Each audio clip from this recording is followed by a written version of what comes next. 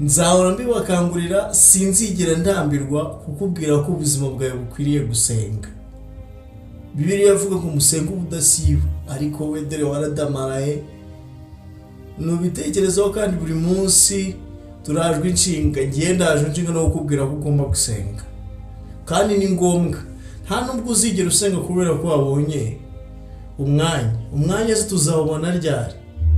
Kibiri muri buno buzima bidusaba gusenga ari byinshi. Rero nongeye kuzagutumira mu bihe byiza byo gusenga. AKARAGO Ministry tugira iteraniro riba buri munsi ku masaha ya 2:00 za nimugoroba ku masaha yo mu Rwanda. Ariko buri munsi urabireba ukigendera ukagira ngo nibikureba, ariko Imana iduhamagara kugira ngo wowe ufatanye natwe uyu murimo. None uraho ngaho, iki nicyo gihe cyawe cyo guhaguruka ugasenga, nubwo udafite igihe ariko ni wo mwanya. Rero umuntu ushaka kubana natwe aratwandikira kuri nimero yacu ya WhatsApp 0782262029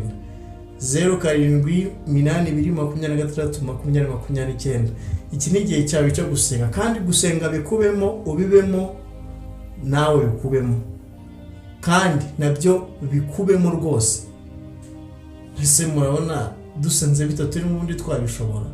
Mureke tubibemo, bitubemo nabyo ndavuga ngo natwe duture muri byo. Ariko iki nicyo gihe, Ntubyirengagize.